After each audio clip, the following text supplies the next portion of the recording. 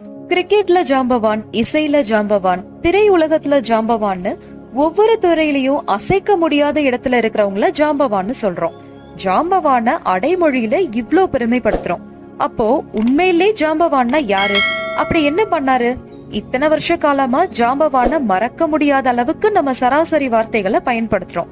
இதெல்லாம் யோசிக்கிறப்போவே ஜாம்பவான்னா யாருன்னு தெரிஞ்சுக்க ஆசையா இருக்குல்ல? பாக்கலாம் இந்த காணொளியில யார் இந்த ஜாம்பவான். செவியில் கவியோசை கலந்திட என் அன்பான வணக்கத்துடன் இது ஏவியனின் கதை போமா.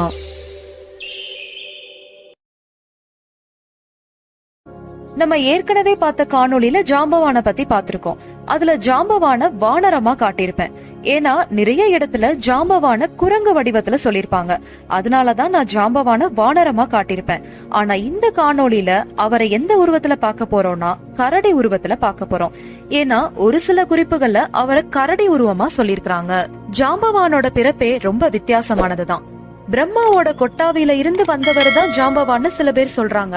ஆனா சில புராணங்கள்ல என்ன குறிப்பு இருக்குன்னா, ஒரு முறை 2 அசுரர்கள் பிரம்மாவோட வேதங்களை எடுத்துட்டு போக முயற்சி செஞ்சிருக்காங்க. அப்போ பிரம்மா அவங்கள தடுக்க முயற்சி செஞ்சப்போ அவரிடமிருந்து வந்த வியர்வைகளால உருவான வடிவம் தான் ஜாம்பவான்னு சில புராணங்கள்ல இருக்கு. ஜாம்பவானோட கதைக்கு போறதுக்கு முன்னாடி நம்ம சில விஷயங்கள் தெரிஞ்சுக்கணும். அதாவது 4 யுகங்கள் இருக்கு. கிருதயுகம், திரேதயுகம், துவாபர யுகம், கலியுகம்னு 4 யுகங்கள் இருக்கு. அதுல மனிதனுடைய ஆயுட்காலம் அப்படின்னு பாத்தீங்கன்னா கிருதயுகத்துல 1,00,000 ஆண்டுகள், திரேத யுகத்துல 10,000 ஆண்டுகள், துவாபர யுகத்துல 1000 ஆண்டுகள், கலியுகத்துல 100 ஆண்டுகள். ஜாம்பவான பத்தி பேசுறப்போ யுகங்கள் பத்தி ஏன் பாக்குறோம்? ஜாம்பவானுக்கும் யுகங்களுக்கும் என்ன தொடர்புன்னு தெரிஞ்சுக்கணுமா? இந்த காணொலிய தொடர்ந்து பாருங்க. மகாவிஷ்ணுவோட கூர்ம அவதாரம் இந்த கிருத யுகத்துலதான் நடந்தது. கூர்ம அவதாரம் கதையை ஏற்கனவே இந்த சேனல்ல பதிவேற்றம் செஞ்சிருக்கேன். பார்க்காதவங்களுக்கு அதோட இணைப்ப கீழே கொடுத்திருக்கேன், கண்டிப்பா பாருங்க. அதாவது மந்திரமலைய மத்தாக்கி வாசுகி பாம்ப கயிறாக்கி தேவர்களும் அசுரர்களும் திருப்பார் கடலை கடையிறப்போ ஜாம்பவான் இருந்ததாவும் ஜாம்பவான் மந்திரமலைய வலம் வந்து வணங்கினதாவும் பாகவத புராணத்துல ஒரு குறிப்பு இருக்கு. போன காணொளியில ஜாம்பவான் அனுமன்ட்ட தன்னோட கால் மேருமலை இடறி முடமாயிருச்சுன்னு சொல்லிருப்பாரு. அது எப்படி நிகழ்ந்ததுன்னு பாக்கலாம். மகாவிஷ்ணு வாமன அவதாரம் எடுத்த காலத்துல தன்னுடைய திருவடிகளால 3 உலகங்களையும் அளந்ததை பார்த்தோம். அதை பார்க்காதவங்களுக்கு அதோடைய இணைப்ப கீழே கொடுத்திருக்கேன், கண்டிப்பா பாருங்க. அப்போ மகாவிஷ்ணு விஸ்வரூபம் எடுத்து காட்சி தந்தப்போ ஜாம்பவான் பல முறை அவரை சுற்றி சுற்றி வலம் வந்து வணங்கினாரு. அந்த சமயத்துல அவருக்கு மகாவிஷ்ணு தவிர வேற யாருமே அவருடைய கண்ணுக்கு தென்படல. அப்போ ஜாம்பவானோட கால்ல இருக்கக்கூடிய கூர்மையான நகம் மேருமலைய கீறி அந்த மலை சிகரம் வெடிச்சு சிதறிருச்சு. இதனால கோபமடைந்த மேருமலை சாபம் கொடுக்குது ஜாம்பவானுக்கு. உன்னுடைய இளமையும் வலிமையும் இருக்கிற செருக்கால தான் நீ செய்த தவறால நீ மரணமில்லாம வாழ்ந்தாலும் உன்னுடைய வலிமையை இழந்து ஒரு வயோதிக கரடியாவே வாழ்வ. உன்னுடைய அறிவாற்றலுக்கு உன்னுடைய உடல் வலிமை ஈடு கொடுக்காம போகட்டும்னு சாபம் கொடுக்குது.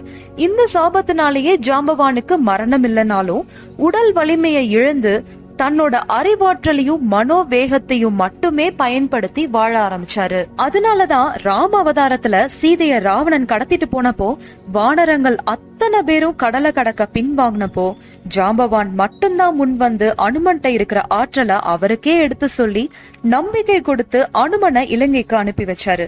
அது மட்டும் இல்லாம சுக்ரீவனுக்கு ஜாம்பவான் ஆலோசகரா இருந்து பல தந்திரங்களை கற்றுக் கொடுத்திருக்கிறாரு. ராமாயணத்துல நடக்கக்கூடிய இறுதி கட்ட போர், அதுதான் ராமாயணத்துல ரொம்பவே முக்கியமான போர்னே சொல்லலாம். அதுல நிறைய வானரங்களோட உயிர் போயிருச்சு. லக்ஷ்மணன் உயிருக்கு போராடிட்டு இருந்தாரு. அப்போ ஜாம்பவான் தான் அவங்கள காப்பாத்தினாரு. அது ரொம்பவே சுவாரஸ்யமா இருக்கும். அவங்கள எப்படி காப்பாத்தினாங்க, அங்க என்னெல்லாம் நடந்துச்சுன்னு நம்ம தனி காணொலியாவே பார்க்கலாம். அந்த போர்ல எல்லாருக்கும் புதிய தெம்பு வரவழைச்சதே ஜாம்பவான் தான். ஆனா ஜாம்பவானுக்கு ராமரோட சேர்ந்து போர்ல கலந்துக்க முடியலன்னு ரொம்ப வருத்தமா இருந்தது. அப்போதான் ராமர் சொல்றாரு ஜாம்பவான்ட்ட, ஜாம்பவந்தா, என்னுடைய அடுத்த அவதாரமான கிருஷ்ண அவதாரத்துல நீ என்னுடன் போரிடுவாய். ஆனா அந்த போர்ல உன்னுடைய பலத்தை இழக்கிறப்போதான் நான் யாருன்னு உனக்கு தெரியும்னு சொன்னாரு. அதுக்கப்புறமா ஜாம்பவான் ஒரு காட்டுல குகையில வாழ்ந்தாரு. ராமரை நோக்கி எந்நேரமும் தியானத்திலே இருந்தாரு. சில ஆண்டுகளுக்கு அப்புறமா மகாவிஷ்ணு கிருஷ்ணாவதாரம் எடுத்தாரு. இதுதான் துவாபார யுகம். இங்க சத்ராஜித்னு ஒரு மன்னர் இருந்தாரு. சூரிய கடவுளோட தீவிர பக்தர். சத்ராஜித்தோட பக்திய பார்த்த சூரிய கடவுள் தன்னுடைய சியமந்தக மணிய பரிசா கொடுக்கறாரு. சியமந்தக மணின்றது ஒரு அணிகலன். ஆனா சாதாரண அணிகலன் இல்ல.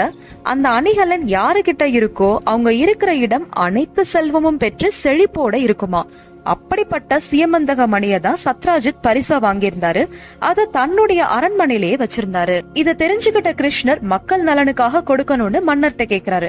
ஆனா சத்ராஜித் அத கொடுக்கல. ஆனா ஒரு நாள் என்னாச்சுன்னா, விதியோட விளையாட்டுன்னு ஒண்ணு இருக்குல்ல, அதுதான் நடந்துச்சு. சத்ராஜித்தோட தம்பி அதை அணிஞ்சிட்டு காட்டுக்கு வேட்டைக்கு போனாரு.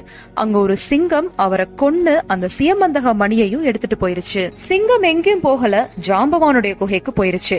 பல போராட்டங்களுக்கு அப்புறமா ஜாம்பவான் அந்த சிங்கத்தை கொன்னு சியமந்தக மணிய தன்னுடைய குகைக்கு கொண்டு போயிட்டாரு. அங்க ஜாம்பவானுடைய மகள் ஜாம்பவதி இருந்தாங்க. அவங்க அந்த சியமந்தக மணிய வாங்கிக்கிட்டாங்க. சத்ராஜித்தோட தம்பி இறந்த தகவல் தெரிஞ்சோனே கிருஷ்ணர் தான் சியமந்தக மணிக்காக அவரை கொன்றிருக்கணும்னு சத்ராஜித் கிருஷ்ணர் மேல திருட்டு பழியும் கொலை பழியும் போட்டாரு. அந்த பழிய நிவர்த்தி செய்யதான் கிருஷ்ணர் காட்டுக்கு போனாரு. அங்க மன்னருடைய தம்பி உடல்ல சிங்கத்தோட வடு இருக்கிறத பார்த்தாரு. பக்கத்துல பார்த்தா சிங்கத்தோட பாத சுவடு இருந்தது. அந்த பாத சுவடுகளை கிருஷ்ணர் பின்தொடர்ந்து போனாரு. அங்க சிங்கம் இறந்து கிடந்தது. சிங்கத்தோட பக்கத்துல ஒரு கரடியோட பாத சுவடு இருந்தது. அத பின்தொடர்ந்து போனாரு. கடைசியில ஜாம்பவானோட குகைக்கே கிருஷ்ணர் போயிட்டாரு. அங்க ஜாம்பவானுடைய மகள் ஜாம்பவதி கையில சியமந்தக மணி இருந்தத பார்த்தாரு கிருஷ்ணர். அத கிருஷ்ணர் வாங்க போறப்போ ஜாம்பவான் வந்து தடுத்து கிருஷ்ணருக்கும் ஜாம்பவானுக்கும் கிட்டத்தட்ட 28 நாட்கள் தொடர்ந்து சண்டை நடக்குது.